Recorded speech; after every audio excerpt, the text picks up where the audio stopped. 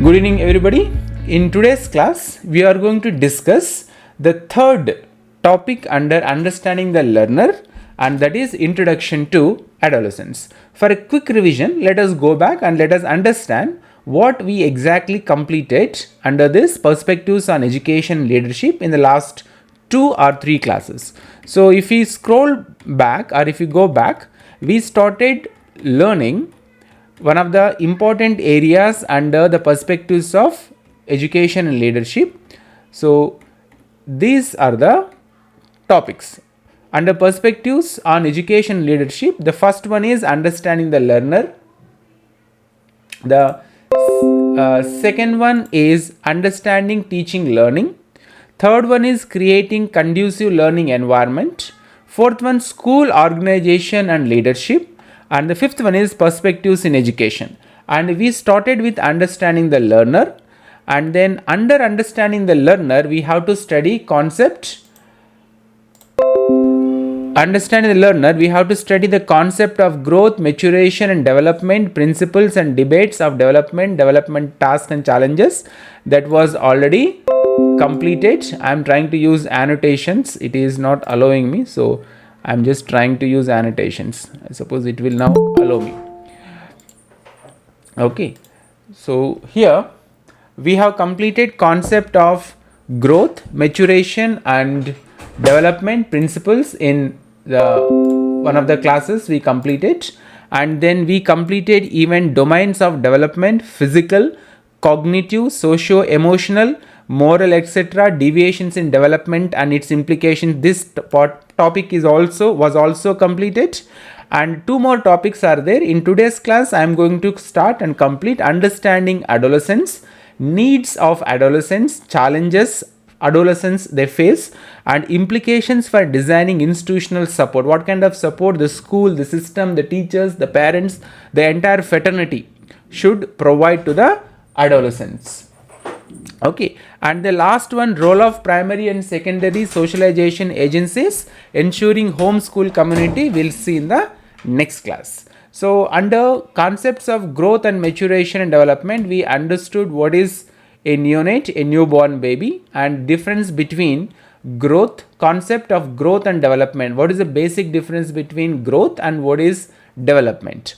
And then we understood the stages of development. Then we came to the principles of development. There are 4 principles in development: continuity, sequentiality, generality to specificity and differentiality. So these are the principles of development, and then we discussed each principle elaboratively, and then we discussed the difference between growth and development, and then domains of development also we had a discussion. So under domains of development we solved few questions, and then when you come to the theory of domains of development, we have cognitive domain and language, socio-emotional and physical. But to classify those domains of development, it has different theories we have to study, and we studied those theories, and one psychosexual theory we studied. So personal domains of development, personal experiences, features, organizational styles, coping strategies, feelings, thoughts. And then we had 3 domains in under domains of development. Close the door. Under the domains of development, first one is physical development, second one is cognitive development, third one is psychosocial development. So physical development inside the body, cognitive development, the intellectual development, and psychosocial development, how a person interacts with the society. So we had a discussion about the physical development domain, and then we discussed cognitive development domain and psychosocial development domain also. And then in the process of development we have growth, maturation and learning, and then we understood the difference between growth, maturation and then learning. And then we come to few theories which are important under developmental theories. The theories which are important in examination point of view are psychosexual theory, that one which we completed, then psychosocial theory, cognitive theory, behavioral theory and humanistic theory. These all theories already we completed in the previous classes, so all those videos are very much available on YouTube. Then we discussed Freud's psychosexual theory. It has 5 stages: oral stage, anal stage, phallic stage, latency stage, and genital stage. And then we had a discussion about psychosexual development, and today now we are going to come to introduction to adolescence. So the word adolescence is derived from Latin word adolescere, meaning to grow up. So remember this meaning of this word adolescere is a Latin word. The word adolescence was derived from Latin, and the original root word or origin word is adolescere, and the meaning is to grow or to mature. So today's topic is introduction to adolescence. This is the third topic under understanding the learner, because your students in the classroom, they are in this group. Infants won't come and sit in the classrooms. Babies won't come and sit in the classroom. So whoever comes and sit in the classroom, majority of the students, they may fall into the category of adolescents. So that's why we have to understand the concept, features, the psychology, and the most important information about the student who is in adolescence, the period. Okay, so now I have taken example of my son, younger son. He is exactly in this state, adolescence. He is now in 10th class 10. So he is going through the same phase of his life. So I can understand better than anybody, because I have a son who is a teenager or adolescent. So you can see these two pictures are there. Here one is smiling, and the same guy, he in the another picture is looking serious. So we'll try to understand why there are mood swings, and why the adolescents behave in a strange manner, but in a theoretical manner, in a systematic manner. So this example I have taken so that I can also explain clearly and you can also understand clearly. So on screen you can see my son, and then now let us go to the question answers. Before we go to the topic theory part, let us solve few question answers. Each one will get one question, then we'll go to the theory part. So that your mind will be focused and you will read, understand things in a focused manner. Okay, now let us go to the first question. The first question goes to Rajesh sir. Please read the question, Rajesh sir. What is the age range of puberty stage, sir? So answer please. Options, read options also. So 10 to 12 years, 6 to 12 years, 11 to 16 years, 8 to 10 years. Right. So 11 to 16 years. So option 3, Rajesh sir has given option 3, 11 years to 16 years. So the age range, the range of puberty stage is 11 years to 16 years. But Rajesh sir, can you tell me what is this puberty means? Maturation of reproductive capacity, sir. Right. So reproductive organs. The transmission or transformation of a child and into an adult, the stage between the childhood and adulthood. Is it correct? Puberty according to biology? Yes, sir. Childhood to, it is a bridge which connects between transformation of characteristics from childhood to adulthood. Right. So the age range of the puberty is 11 years to 16 years. So most of the students fall into this category. Okay, 11 years to 16 years. So this is called puberty stage. Now next question to Suma.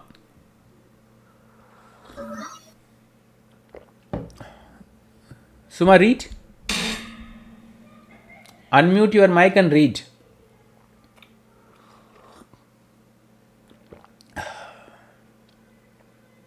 Suma ma'am.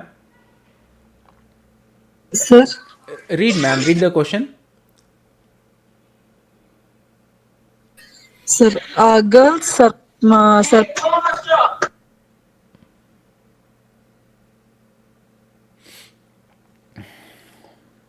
Okay, the question is, Suma ma'am, unmute your mic and read. Deepa ma'am, please read the question. Yes, sir. Girls surpass boys physically in the infancy, later childhood, early childhood, adolescence. So girls surpass boys physically. That means the physical growth, the growth spurt will be more prominent and dominant in girls in comparative boys. In which stage? Infancy or later childhood, early childhood or adolescence? Deepa. Adolescence. Correct. So the answer is adolescence. So in the adolescence, the girls surpass boys physically in the adolescence. Next question to Kabir. Yes, sir. During adolescence, bonds develop rapidly. These bonds are hip bonds only, bonds of arms and legs, bonds of fish only, bonds of hips and legs. And I think the answer should be during adolescence. Okay, the answer should be bonds of hips and legs. Bones of hips and legs. The right answer is bones of arms and legs. The growth during adolescence happens more in arms and legs. So that's why they grow tall. The height increases. Okay, sir. Okay, arms and legs. So answer up is option 2 is the correct answer. During adolescence, both in girls and boys, the bones development rapidly happens in arms and legs. Next question to Smita. Yes, sir. Just one second, I'll zoom it so that it will be easy for you to read. Please, Smita. Adolescence is a period of great conflict, tension, storm, and opposition. Is a statement of Skinner, Stanley Hall, E.A. Kilpatrick, Thorndike. Who gave this statement that adolescence is a period of great conflict, tension, storm, and opposition? Now, this type of questions are difficult because unless we know the theory, unless we know who propounded the theory, it would become a difficult. So, can you guess, Smita? So Skinner and Thorndike we learnt in conditioning. Behavioral. So So is it Kilpatrick? The answer to this question, adolescence is a period of great conflict, tension, storm, and opposition. The answer is the propounded. The statement was given by Stanley Hall. Okay, sir. Stanley Hall had given this statement. Next question to Ghoshji. Ghosh? Hi, sir. The main problem of adolescence is to gain weight, education, or adjustment to give good exam result. So, which one is the main problem the girls and boys face during adolescence? I think, sir, of adjustment. So, answer is of adjustment. So, they face main problem to get adjusted to the environment and to the people around them. Next question. I suppose Suma ma'am. Suma ma'am, can you read the question? What happened to you? Unmute your mic and read.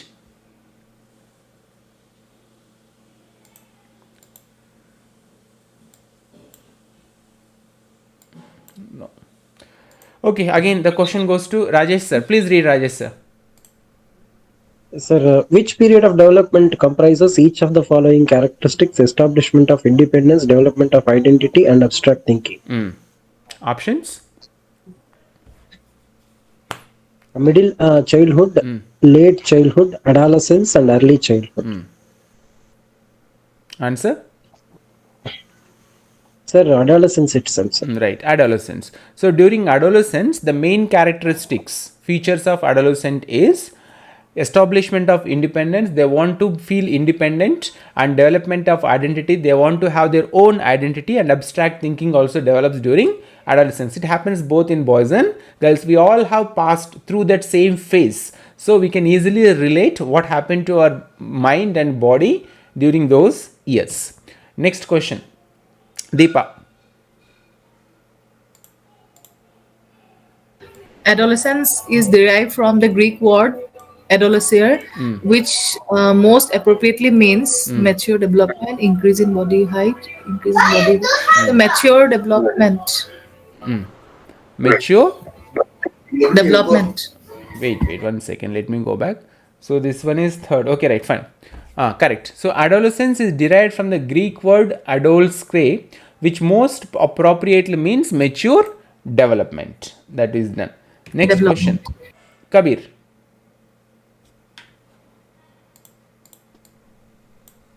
Yes. Let me zoom it 1 second. Which one of the following? Which one of the following is not a developmental function of adolescence? business selection, achieve object stabilization, development of self identity, accepting physical changes. Which one of the following is I think not a developmental function of is adolescence? not. Not. Negative. Yes, sir. Business selection, achieve object stabilization, development of self-identity, accepting physical challenges. So which are the features, which are the developmental functions of adolescence? So if you go with elimination, then the one which remains finally is answer. Kabir. This one is business selection, sir. Okay, so which one of the following is not a developmental function of adolescence? Accepting physical challenges is the development function. Development of self-identity is also a developmental function. Now the question is, doubt is whether it is business selection or achieves object stabilization. So which one cannot be the not developmental function of adolescence? Not. Kabir. So you are going with business. Actually, selection. I don't know what is. Sure. Object stabilization. I don't understand. Right. So we'll keep this question, because once we complete the theory, we'll again come back and we'll again revise the same question. So question number 8 we have not answered. Next question, Smita. Who is described as the father of scientific study of adolescence? Stanley Hall, sir. Correct. The answer is Stanley Hall. So Stanley Hall is regarded or described as the father of the scientific study of adolescence. So the answer is G. Stanley Hall. Last question. What happened? I am tired today. Right. So the last question again to Suma ma'am. Suma ma'am, can you read? Yes, sir. Please read. Which of the following statement is incorrect about the physical development of adolescence? Development of secondary sex symptoms, increase in physical activities and abilities, increase in muscular strength, bodily proportion have no change. Incorrect. You have to select, Suma, incorrect.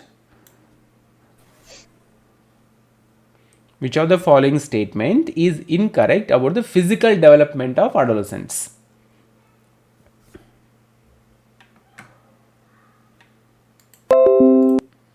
I think option 4, sir. Right. So bodily proportion have no changes is not a correct statement with related to the physical development of adolescents. So we practiced 10 questions. Out of 10 questions, almost all questions were easy except the theories propounded by whom.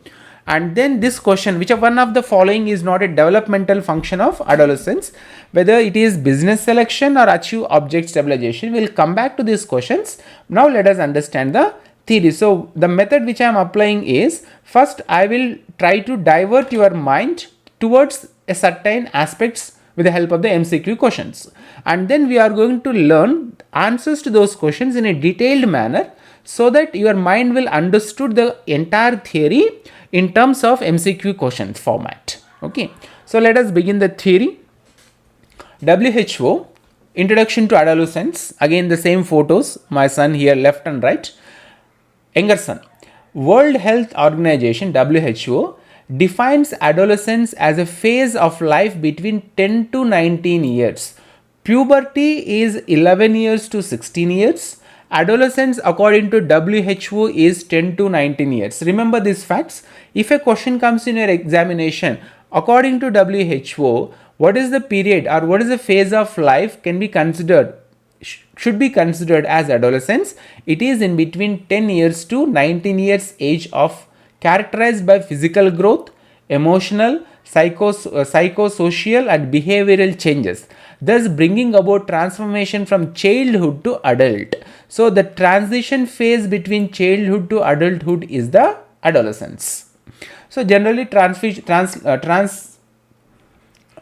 change from childhood to adulthood always mostly filled with a lot of turbulences, lot of problems, because they are trying to understand themselves in that age through that phase. Okay, These changes usually occur a year or two earlier in girls than boys. So girls get these changes earlier than boys, that is known to everybody. Some of the changes are externally visible and some are internal. Externally visible, like the development of bones, the height, increase of height, increase of weight, change of voice are the external growth. Internal growth, development of pubic hair and internal sexual organs development, all those things are internal organs. These changes are normal and natural and are due to release of various hormones in both boys and girls. So boys get one hormone release and girls get another hormone release, but both boys and girls have both these hormones, but the secretion of a particular hormone makes the difference between these two genders. So boys release the hormone called Rajesh sir, can you tell me what is the name of the hormone where the boys get more secretion? Actually, androgen. Principal one is testosterone. Testosterone. And for girls, it is Estrogens. estrogen. So because of these hormone secretion and release, they get this kind of physical development or physical growth or development of the secondary sexual organs. The term puberty. Now adolescence is different, puberty is different. The term puberty is sometimes equated with adolescence. As we are studying this topic, we need to understand the difference between adolescence and puberty. The term puberty is sometimes equated with adolescence. However, both the terms are not the same. Puberty is only a small part of the large process of adolescence. That means puberty is part of adolescence. Adolescence is not part of puberty. Adolescence, according to WHO, starts at 10 years and ends at 19 years. Whereas puberty hits in between 11 years to 16 years. So I'll go back once again slide, and here you can see the question is, what is the age range of puberty? 11 years to 16 years. So my younger son is in this stage called puberty. But if you take adolescence, according to WHO, the life or a phase between 10 to 19 years of age is considered as adolescence. So my another son, younger son, who is doing BTech, he is also now under same phase, adolescence. He is around 18 years crossed. So still he is adolescent. So I have two teenagers at home, like two nuclear bombs, okay, triggered but not released. So such kind of people generally we call teenagers. In a negative, of course we can say, but in a positive way, they have loaded with that kind of energy where they can use that potential. If they can use the potential in a right manner, they can become the greatest persons. Or if they don't use that, and if they use it in a negative way, then they can even destroy the entire planet. So that is just the analogy or example I had given. Generally we call the teenagers like nuclear missiles, alarmed but not released. Once they are released, they'll destroy the entire thing. So puberty is different and adolescence is different. Adolescence, according to WHO, 10 years to 19 years. I'll write here. According to WHO, the adolescence is 10 to 19 years, whereas puberty is 11 years to 16 years. So, however, both the terms are not the same. Puberty is only a small part of the large process of adolescence. Puberty is part of adolescence. It is the time when a boy and a girl become physically capable of having children.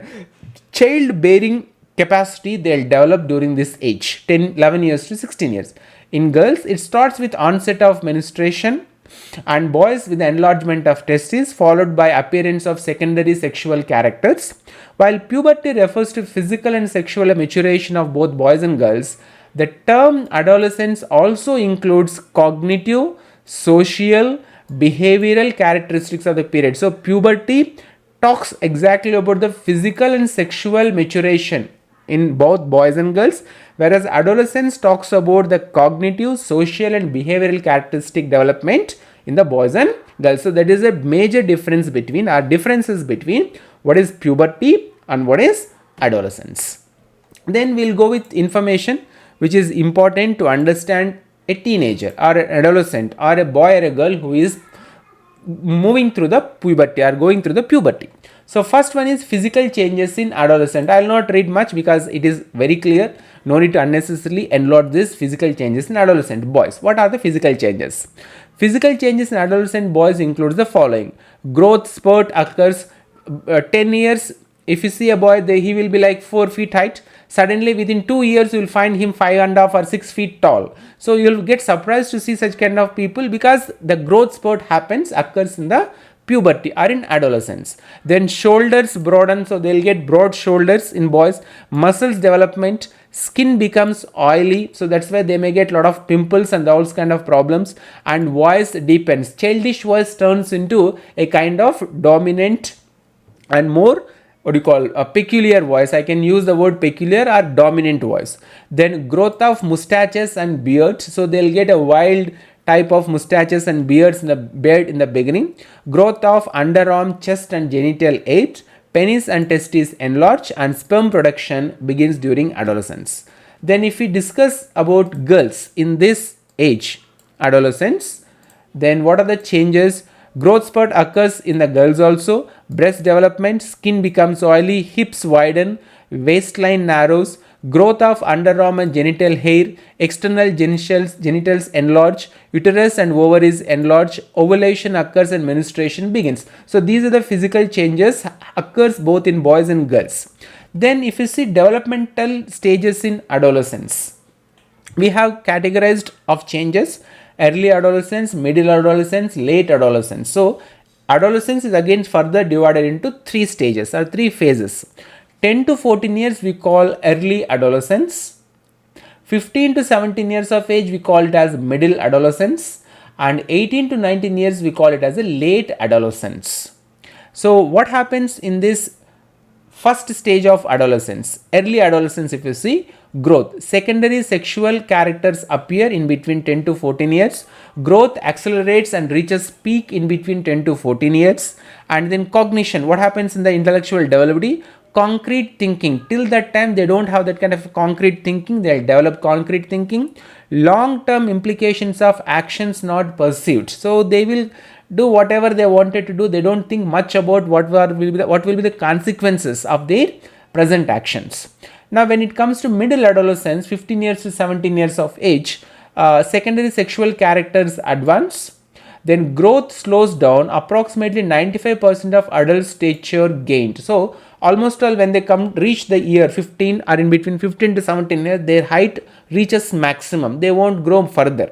And then thinking is more abstract. So they try to think in an abstract manner, where adults can't understand things. These adolescents, they can easily understand those things. That the way of thinking is completely different. How adolescent think and how an adult think, both are completely different. Both are from 2 different worlds. So that's why there will be always a conflict between adults and adolescents. Adults says that, like father and mother, parents they say, or teachers they say, these children they don't understand, they are arrogant, they are adamant. At the same time, the teenagers feel that these parents and these elderly people and teachers, they don't understand their emotions, because the way we think is completely different from the way a teenager or an adolescent think. Then capable of long range thinking. Now goal setting, all those things comes under this phase.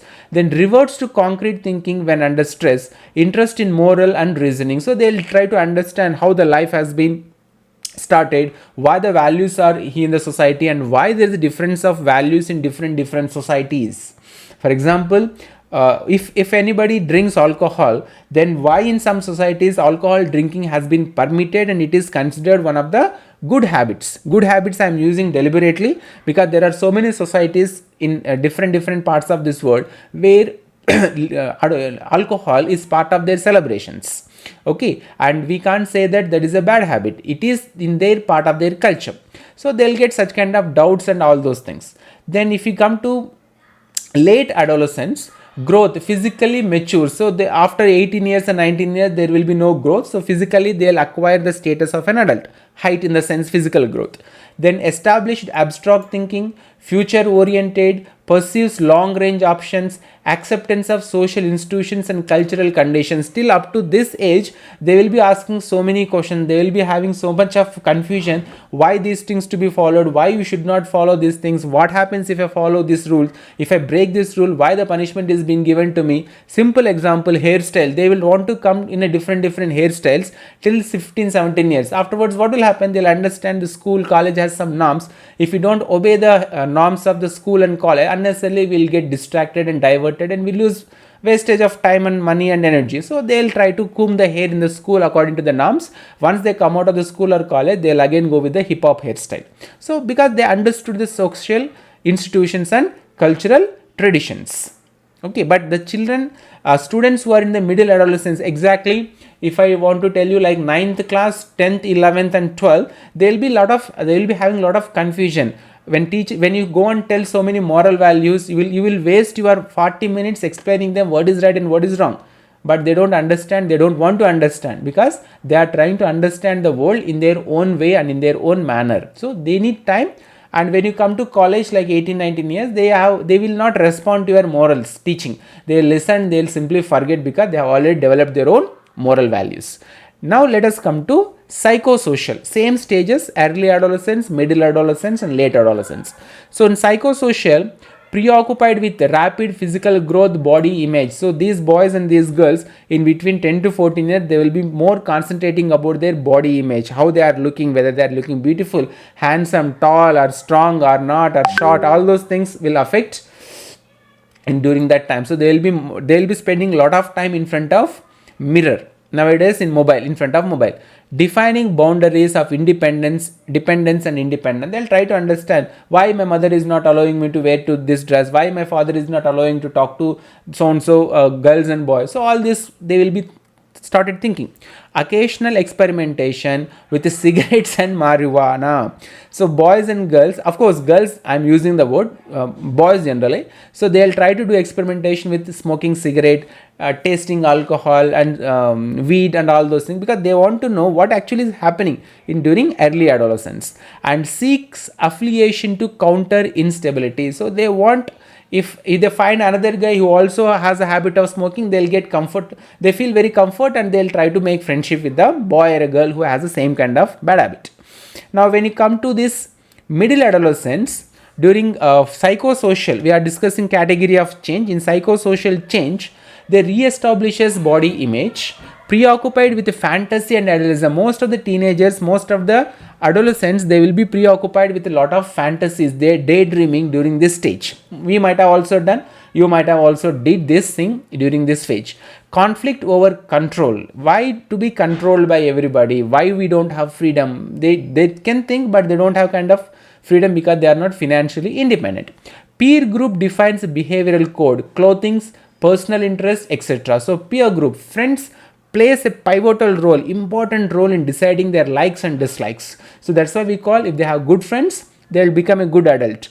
If they have bad friends, they'll turn into a bad adult in the coming days. So examines inner experiences, diary, writing, all those things, they'll be checking themselves, they'll be checking this world, they will be trying to understand whoever is telling, whatever they are telling, whether there is any meaning is there or not. So likewise they'll say, and mostly they are influenced by their peers, that means their friends. Now when you come to the later stage, later adolescence, intellectual and functional identity established. So they'll come to a settled mind, moves from child-parent relationship, I am not okay, you are okay, to adult relationship. That means they'll move from child-parent relationship to adult. They'll start treating their father and mother like another adult. They don't behave like child. Individual friendship becomes more important, self-reliant. So they give a lot of importance to their friends and friend circle, and self-reliant. They wanted to do everything by their own. They don't want to depend on mother. They don't want to depend on father. So what happens to the parents to this stage? Up to 14-15 years, everything, the boy depends on mother and everything, girl depends on father. But after this age, what happens? The boys want to lead an individual life, independent life, self-dependent life. So they'll try to avoid parents, and parents feel very bad and embarrassed because they are not getting time. Even though you try to talk to the boy or a girl, they don't give time to you. Same thing is happening at my home also. Next, great concern for others. So if they like somebody, they will even go die also for them. So these are the different stages, different categories: growth, cognition, and psychosocial. Now, characteristics of adolescence. What are the common characteristics of adolescence? This is another kind of a revision of what we understood in boys and girls. So let me just go through it quickly. So growth spurt happens, because in exams you may get which one is not the characteristic of an adolescent. So let us understand. Growth spurt: physical appearance decides self-image. Those girls and those boys who are having good looks, good looking boys, beautiful girls, they will have a great pride in them. They have a great pride about their bodies, so they'll get that kind of a self-image. As those who don't have good physical appearance, they'll have so many psychological problems. So they will become introvert, they don't want to mingle with others. All those things will come. We'll discuss in the coming slides. Self-discovery: they wanted to know what they are actually. Desire for independence and prove their identity. They don't want to be called son of somebody or a daughter of somebody. Egocentrism: so for everything they think, what is the benefit if I do all these things? Generally explanation. Emotionally unstable: so this is the most important characteristic. Sometimes my son example I'm taking, sometimes my son will be very childish, sometimes he becomes like adult, sometimes he behaves very wild, sometimes he behaves very cold, sometimes he behaves very normal. So mood swings, changes, we don't understand. And though I'm a parent and though I am a teacher, though I handle teenage boys and girls, but still sometimes it is difficult to handle my own son, and because he is a teenager. So even if I explain to him also, he listens, but still that mood swings will be there. So whenever that adolescent boy and girl becomes wild, in future it will be helpful to you. You should not respond in the same manner. Then what will happen? Two wild dogs will fight at home. Okay, so don't turn your home into dogs home or dogs fight. So emotionally they are unstable. When they show that emotional instability, as adults we should show our emotional stability. They'll scold us, they'll shout us, suddenly they'll get irritation, all those things. Then curiosity and experimentation: they want to try so many things which generally adults won't accept and agree. Peer influence outweighs parental affection. Most of these teenage boys, adolescent boys and girls, they like to spend time on Google, they like to spend time on Instagram, Facebook, WhatsApp, because they want to share their emotions and feelings with the peer group of the same age. They don't want to share with the parents. Changing focus of relationships: boys generally move from mother to girlfriends. Girls also slowly start moving from father to boyfriends. It doesn't. I don't mean that everybody has such kind of things. At least emotionally, you may get attracted to opposite gender. Some families have restrictions, control, so they don't generally go in that way. Changing focus on relationships: idealism and confrontation with the religion, traditions, and moral values. So I don't know about you, but I faced very difficult in this part. When I was a teenager, I got a lot of problems with this religious beliefs, traditions, moral values, all those things. I struggled during my adolescence to understand these things. Why religious faith, religious values, traditions, moral values. Somebody says something is correct and somebody else come and say no, that thing is wrong, this is correct. So a lot of confusion will be there. So finally we'll come out with our own set of values. Then absence of long-term thinking about life and the world. So they are short focused, in intuition. That means they work and they do whatever they want to do at that time, and even though they commit a mistake, they don't realize that they had done something damage for their future.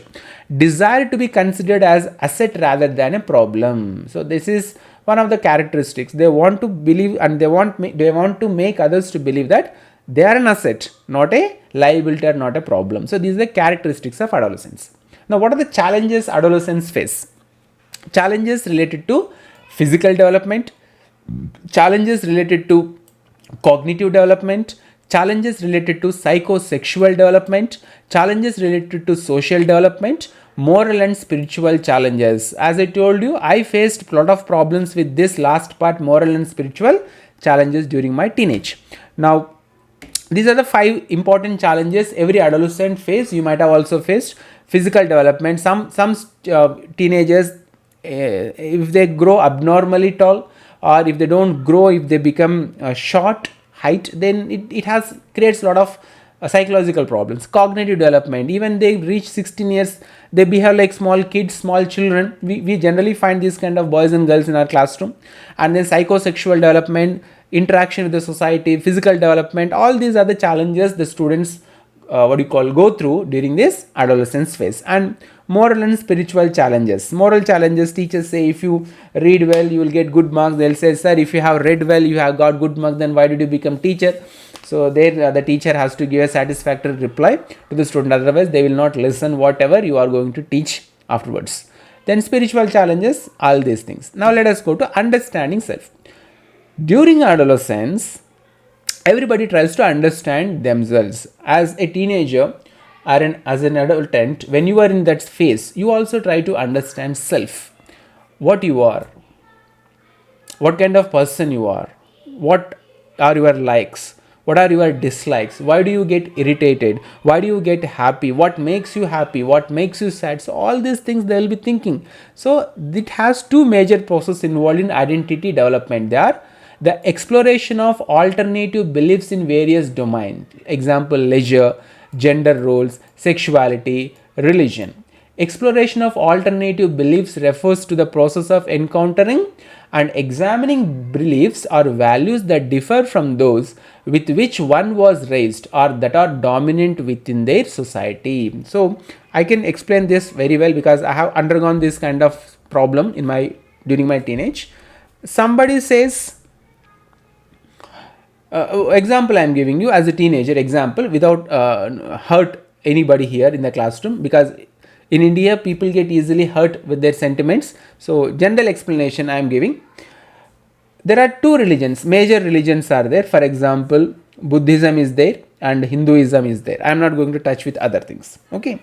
So during teenage, Hinduism and Buddhism, when you go through this kind of religious text and when you understand these two things, these two are two completely different. Though people say uniqueness, some people say no, all religions are same. Of course the path is different, the goal may be same, but the path also confuses a lot.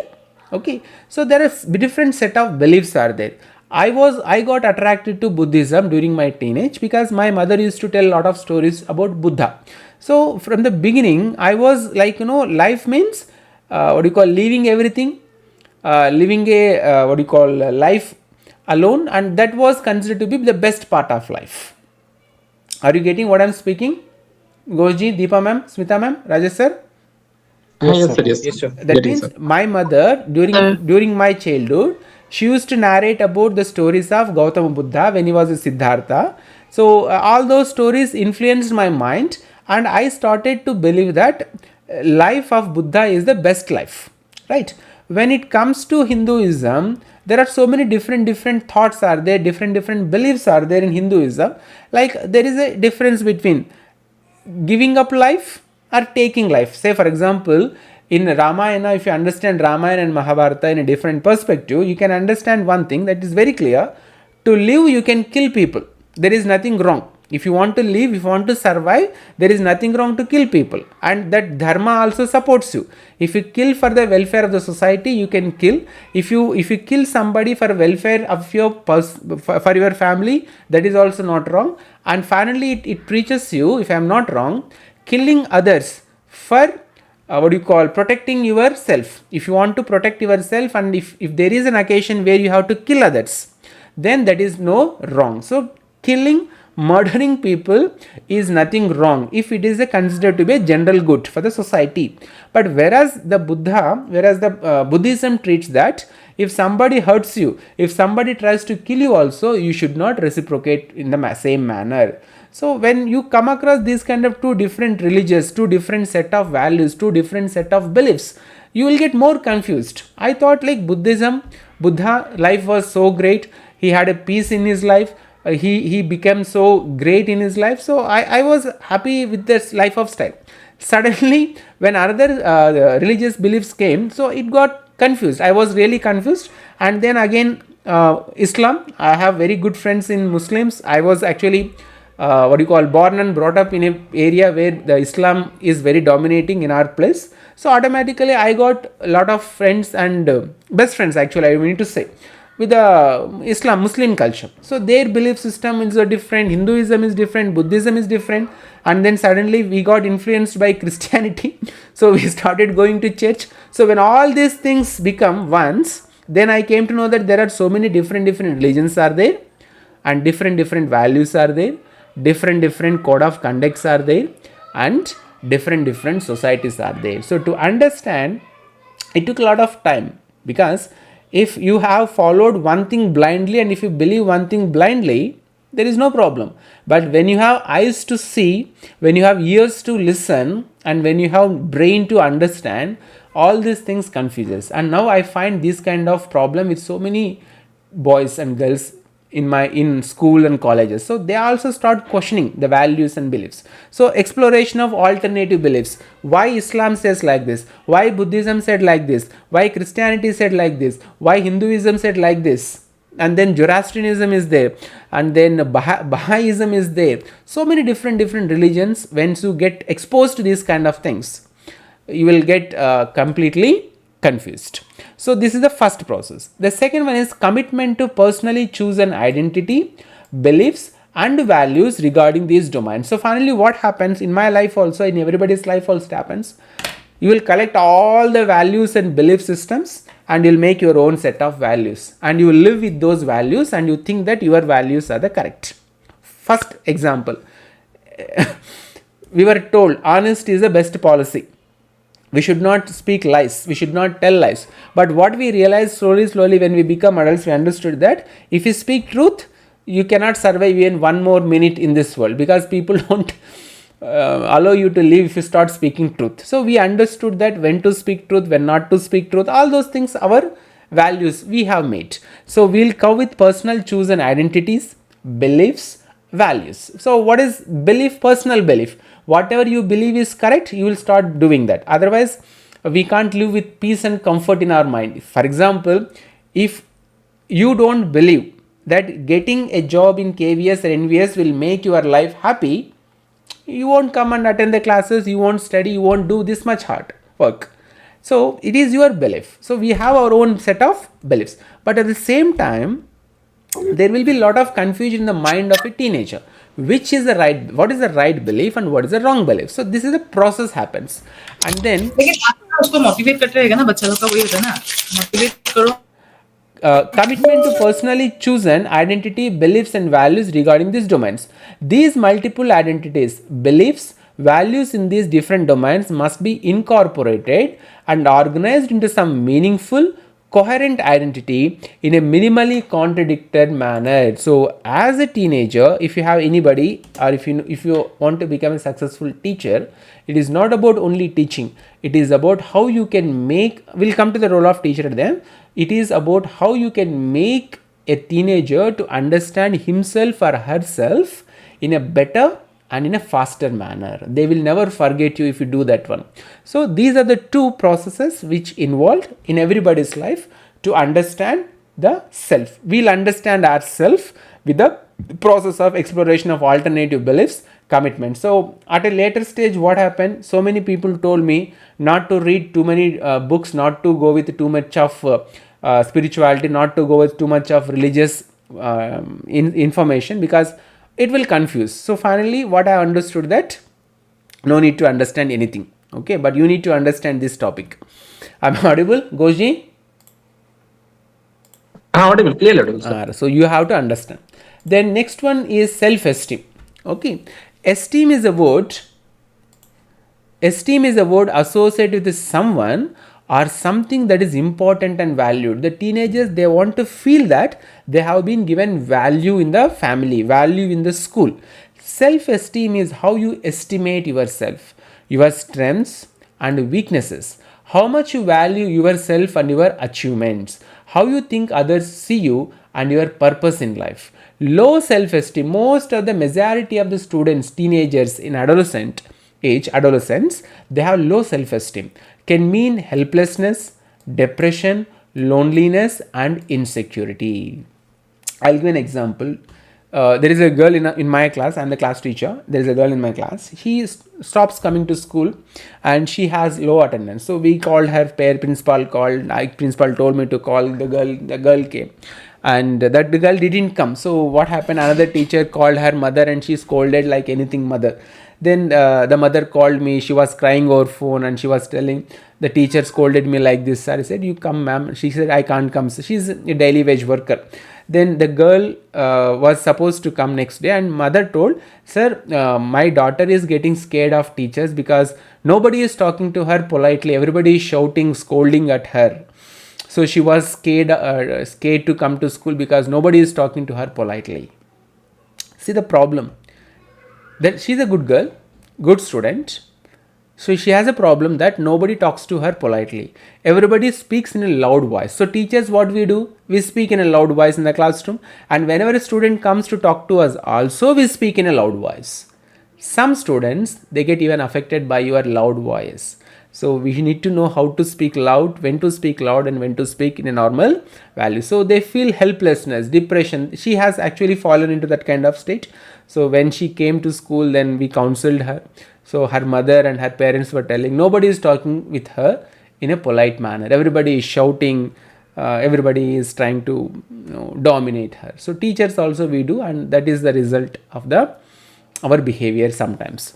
A positive self-esteem helps people feel worthy of being loved and accepted to equip them to cope with life's daily challenges. Therefore, building a positive self-esteem and self-confidence is key to living a more fulfilled and happy life. Now, this is not only with the students, even it happens with the teachers also. I'll tell you one more example. The teachers, generally speaking, not only in our school, in my school, it happens everywhere. You may also have such kind of experience. Okay, so teachers also, what do they do? In a classroom, they'll come to know the students who have no proper background. Proper background means what? If a child doesn't look good, physically appearance, decent, dignified, wearing good clothes, ironed, all those things, facial appearance also, they'll understand that, okay, this child has come from the weaker background, poor background, parents are not well educated, parents are not highly placed, they are not in a good position. So what happens? Psychologically, the teachers, they'll burst on those students, they'll scold the students in front of everybody, they'll humiliate, they do whatnot in front of in front of the whole class. But at the same time, when a student looks physically good, looks clean, neat, dignified, attractive, and if the parents are from good background, if they are highly educated and highly placed, the problem comes to the teacher. They don't have high esteem. They struggle with self-esteem, low self-esteem. Even though the child does something wrong, the teachers won't have guts to say something against to the student. The reason is they know that if they speak anything, even though the child is wrong, even though the student has committed some mistake, if they tell them openly, boldly in front of everybody, that can cost even their job. So what most of the teachers do, we'll see the soft targets. Whoever is weak, whoever has no good background, for those students, we'll take the soft target. And those students who are from good families, well reputed families, powerful families, rich families, the teachers behaves very politely, because every day we go through such kind of experiences. So whoever is powerful, whoever is daughter of an officer or a rich person in our schools, the teachers will say, don't touch the student, don't scold the student, whatever the student do, let them do, because unnecessarily they'll create problem, they'll complain to commissioner, they'll complain all those things. So we also try to save our lives, save our skin. So the low self-esteem happens because when we don't feel secure. So we feel helplessness, depression, loneliness, insecurity. So in our case also, so many times it happens. A positive self-esteem helps people feel worthy of being loved and accepted, and equips them to cope with life's daily challenges. Therefore, building a positive self-esteem and self-confidence is key to living a more fulfilled and happy life. Not only for teenagers, for everybody, we should have good self-esteem, at least reasonably good self-esteem in our life. We should feel that we are having some value in the society, and that will build our positive self-esteem and self-confidence. Then the 4 conditions of for developing a healthy self-esteem. Now we will discuss what are the things which make the teenager to develop a healthy self-esteem. Not only for the teenager, even for us also we can develop these things so that we'll have a at least reasonably good self-esteem. Self-esteem, self-respect. We can use the word called self-respect. First one is connectiveness. The teenagers, they identify with a group of people, feeling connected to our past, our heritage, feeling that we belong to something or someone, feeling good about our relations or what we belong to, knowing that the people or things we are related is appreciated by others, and this one it has to come down, and feeling that we are important to others. So when you give any responsibility to some students, some students they do it, majority of students they don't do it, right? For example, homework also, or you said something to do in the classroom. Why some students feel more responsible?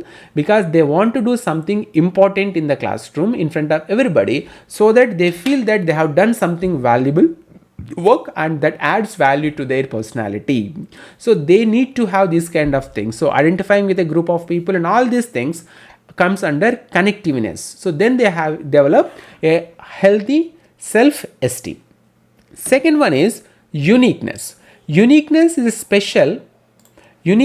special sense of the self that individuals feel when they can acknowledge and respect qualities or attributes that make them special and different. Like some singers are there, dancers are there, there will be some kind of special skills are found. So those students, they feel special, and when they receive respect and approval from others for these qualities. So uniqueness also makes them feel highly or self-esteem good.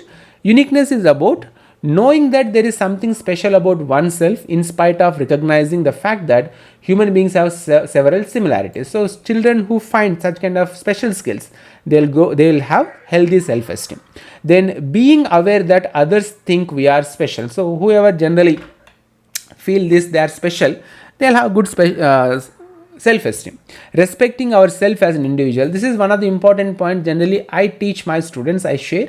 Unless we respect ourselves, we cannot expect others to respect us. So we should treat ourselves with respect, whatever the condition, in whatever the situation we are, but we should respect ourselves. We should not humiliate, we should not insult ourselves, we should not make jokes of ourselves in front of others, not even internally also.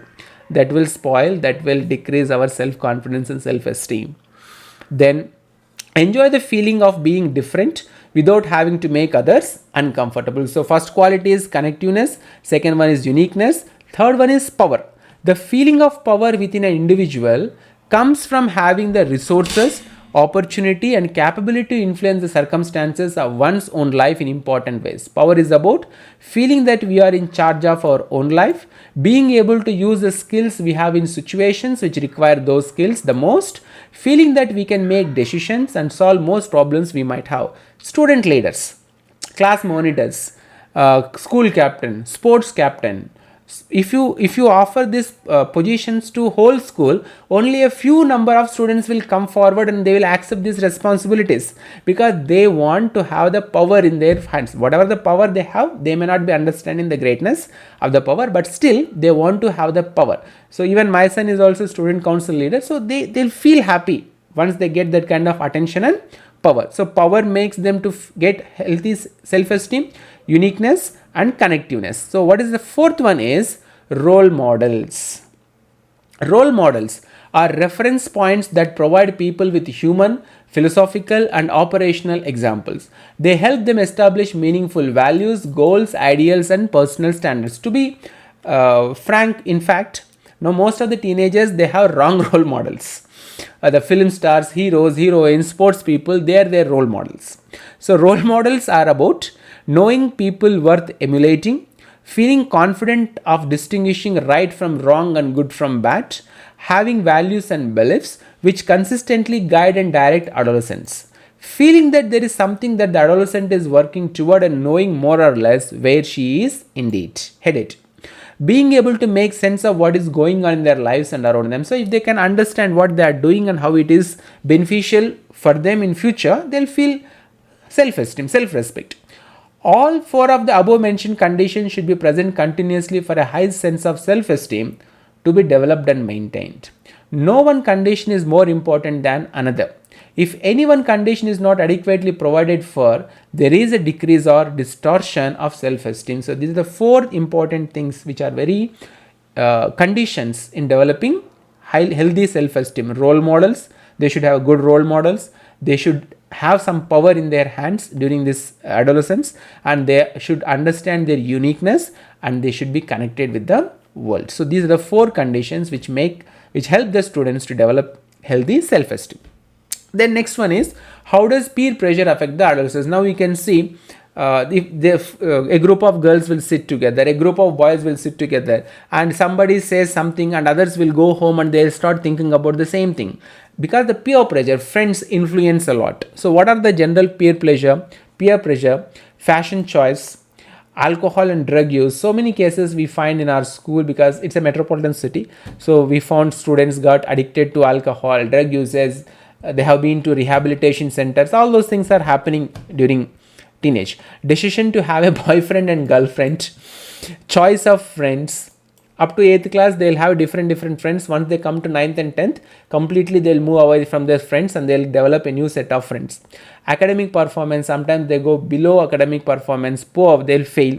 Having attractive possessions and portraying a higher standard of living. So all these things because of the peer pressure.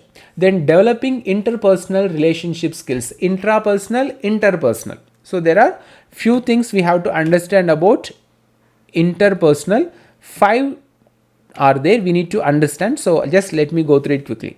Developing interpersonal relation skills among teenagers. Acquaintance. Becoming acquainted depends on previous relationships, physical proximity, first impressions, and a variety of other factors. If two people begin to like each other, continued interactions may lead to the next stage, but acquaintance can continue indefinitely. So this is not attraction, this is acquaintance. Relationships building happens during this age. Second one, build up. During this stage, people begin to trust, teenagers, they begin to trust and care about each other. The need for compatibility and such filtering agents as common background and goals will influence whether or not interaction continues. The students, the boys who has same goal, they'll become friends. The girls who have same goals, they become friends. They build up friendship. Then continuation. If you see this one, acquaintance, the relationship, they'll come together and then they build up the relationship and then they'll continuation. This stage follows a mutual commitment to a long-term friendship, romantic relationship, they'll enter into relationships and marriage. It is generally a long, relatively stable period. Nevertheless, continued growth and development will occur during this time. Mutual trust is important for sustaining the relationship. Then fourth one, deterioration. If you see these stages, acquaintance, building up or build up, then continuation, and the fourth one is deterioration. Not all relationships deteriorate, but those that do not tend to show signs of trouble. Boredom, resentment, dissatisfaction may occur, and individuals may communicate less and avoid self-disclosure. Loss of trust and betrayal may take place as the downward spiral continues. So girls, boys, they'll enter into relationship, they'll be happy few days, and all of a sudden something happens, so the relationship is broken. Then termination of the relationship. The final stage marks the end of the relationship, either by death in the case of healthy relationship or by separation. So these are the 5 stages. What are the 5 stages? Acquaintance, then build up, then continuation, then deterioration and termination of the relationship. Now, socialization of adolescents. How do these adolescents interact with the society, interact with the parents, interact with the neighbors? How do they interact? There are few topics, few areas are there. Primary socialization, secondary socialization, developmental socialization, anticipatory socialization, and re-socialization. So what is primary socialization? Primary socialization is a process whereby people learn the attitudes, values and actions appropriate to individuals as members of a particular culture. For example, if a child saw their parent expressing a discriminatory opinion about a minority group, then that child may think this behavior is acceptable and could continue to have this opinion about minority groups. Okay, I'll give real life example. The boy, am I audible clearly? Smita ma'am? Rajesh sir, am I audible? Yes, sir. Yes, sir. Yes. Children, they follow parents. You know that, correct? Rajesh sir? Yes, sir. Yes, sir. What about others? Deepa ma'am, Smita ma'am, Suma ma'am? Am I audible clearly? Yes, sir. So girls generally they follow mothers and boys generally they follow fathers. If father has done something, they'll take it as an example and they will develop the same quality. So a few days back some problem happened with my son. He is not created indiscipline in one of the classes. So the teacher came and complained. Then the teacher complained to the HOD of that department. Then the HOD came and told me one thing. She told me Hindi, but I'll translate it into English. She told me that your son has attitude. What is that, Rajesh sir? Attitude, sir. He shows attitude. I was smiling. I kept silent. Then she said another one. Like you, sir, you also have attitude and your son is also showing attitude. Is it wrong attitude, Rajesh sir? Of course it seems to be. So she told that आपका जैसा आपका बेटा भी बन गया है, attitude दिखा रहा है. मैंने बोला ठीक है मैडम, okay, हो जाएगा. So it happens. So children, they follow parents. If the parent is adamant, strong, dominant, automatically they also develop same kind of thing. So my son, he watches, he observes me in school. So generally 95% of children in the school are scared of me, so they generally behave well in my classroom. So all those things, so he also understood, so he also started behaving in the same kind of manner. So that what I mean to say, that simple, your children will try to follow you because you will become an example for them during teenage. Then I told him that he should not do like that. Then okay, something happened in that day. Secondary socialization. What is secondary socialization? Refers to the process of learning what is appropriate behavior as a member of a smaller group within the larger society. It is usually associated with teenagers and adults and involves smaller changes than those occurring in primary socialization. Example, entering a new profession, relocating to a new environment or society. Now one more example, same example. My son, he behaves very silent, simple at home, but at school he is completely different. So when I told these things to my wife, she was confused. How come a same boy has two different personalities in two different places? Yeah, that is quite common for the teenagers. At home, they'll behave in one way. When they enter into school or college, they behave completely different. So what we know as a teachers, that your child behavior at home is completely different from the behavior of your child in school. That we'll try to first explain to the parents whenever they come, whenever we find any problem with the child or whenever we find any mistake done by the child. The parents will come and say, no sir, my daughter is so good, my son is so good, obedient. We say, no, your son is good at home but not at school. So that is the secondary socialization skills. Third one, developmental socialization. Developmental socialization is the process of learning behavior in social institutions or developing social skills. Now when they enter into school or a college, how do they have to behave here? They will learn. But when they enter into another kind of institution, like a religious institution, social institution, where there are a separate group of people are there, so they will understand the behavioral differences, how to behave in front of smaller group, how to behave in front of large groups, and how to behave in a small closer group. Then fourth one is anticipatory socialization. Anticipatory socialization refers to the process of socialization in which a person rehearses for future positions, occupations and social relationships. So we will practice so many behavior like body language, voice modulation, all those things, when we are trying to interact with adults who has power and who can change our life. So they'll understand this kind of socialization. And then last one is re-socialization. Re-socialization refers to the process of discarding former behavior patterns and accepting new one as part of a transition in one's life.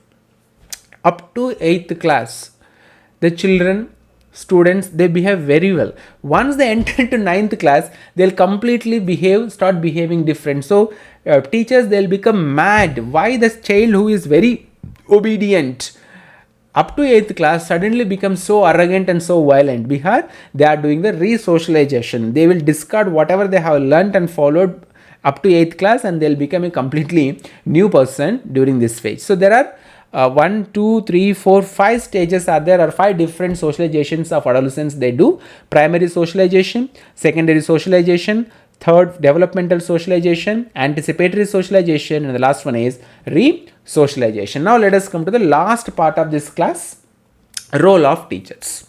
So as we are going to become teachers, already you are in the teaching profession, what should be the role, appropriate role of the teacher during a student who is in this adolescence? So as we teach in class 11 and class 12, most of you teach in class 11 and class 12. So those students are in the which phase? If you come to this stages, if you are teaching to students who are in 10th class, up to 10th class, they may come into early adolescence. 9th class, I mean to say 8th class. 9th, 10th, 11th, 12th, they'll come in the middle adolescence. And those who crossed 18 years, they'll come in the later adolescence or late adolescence. So when you find this set of students in these phases, how you have to behave? So generally what we do in the 8th class, 9th class, 6th, 7th, 8th, we will be more strict. If we give more freedom to them, they'll jump on our heads and they will control our lives, or they'll control the entire classrooms. When they come to 9th class and 10th class, we will be little friendly but more strict. You need to do that. We need to be more strict with the 9th and 10th class students and little friendly. But when it comes to 11th and 12th class, 50-50 will manage. That means we will be friendly with the students as well as will be strict with the students, and the students can understand the difference when the teacher becomes strict and when the teacher becomes friendly. That is the advantage of teaching in secondary. PGT, you will go to secondary 11th and 12th class. So students will come and sit according to your behavior. If you teach well, they'll listen to you. If you don't teach well, they don't listen. If your behavior is good, they'll listen to you. If your behavior is not good, they don't listen. So if you fall into the category of the set of students where there are 18 and 19 years, you need to be 60% friendly, 40% strict. Colleges, you can't be strict. And if it is lower classes, you need to be 50% friendly and strict. But with the lower the classes, you need to be more strict. So a teacher has to play the role of a friend, because these students who are in the teenage and adolescence, they get attracted to the friendly nature only. They like teachers who are friendly with them. Second parent, that means the teacher is considered as a second parent. The parent who have given birth is primary, but the teachers are considered to be the second parent. We should nourish them, cherish them. We have to sometimes tolerate their emotions inside the classroom. And a teacher has to work as a mentor. We need to do mentoring of the student, what to study, when to study, how to study, why to study. All those questions they'll ask. They'll ask one straightforward question. What is the benefit of studies? Sachin Tendulkar failed, cleared 10th class, he became Bharat Ratna. Okay, all those questions we have to face, and we have to tell them what is the advantage of studies. Sachin Tendulkar became Bharat Ratna, famous cricketer, 1 in a billion.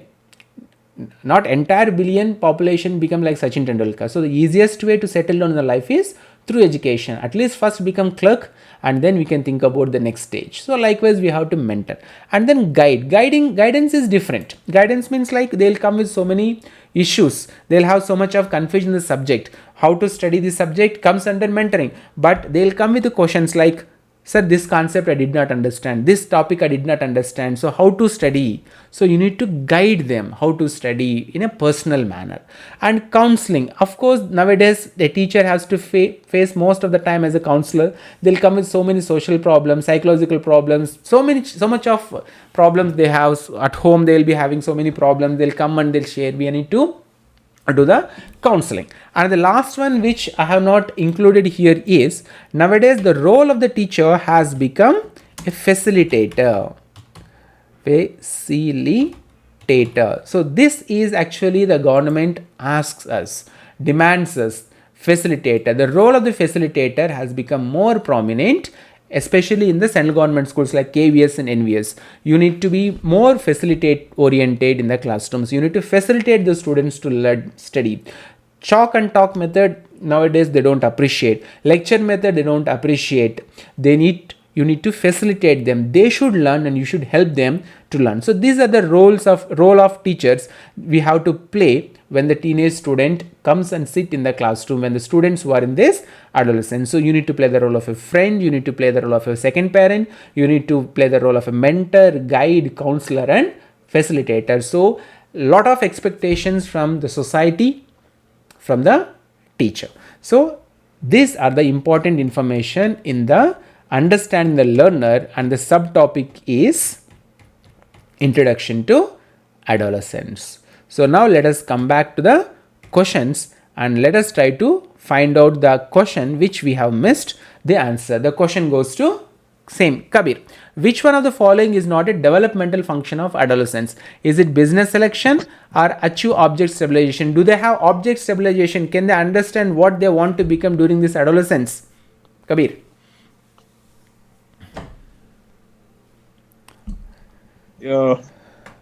Sorry, sir, can you repeat object stabilization, sir? Achieve object stabilization and business selection. Which one is the right option? Otherwise, we leave the question unanswered. Find the answer in the class WhatsApp group. Okay? I think business selection, sir. Right. Let us not find the answer in this class, so that at least there will be some curiosity generates in your side. So this is the topic. Today we completed Introduction to Adolescence, and in the next class I am going to complete the next topic, and with that next topic, the function of the agencies in the understanding the learner. How about the stakeholders like parents, society, school staff, administration staff, all those things, how they can contribute to the development of the child and understanding the learner. So this is from my side. If you have any questions, you can ask me now. Thanks for watching this video. If you have come to the end of this video, I believe that you are interested to watch a few more videos related to the topic. So now you can check this out video or watch this one. Click this video. It will take you into another video.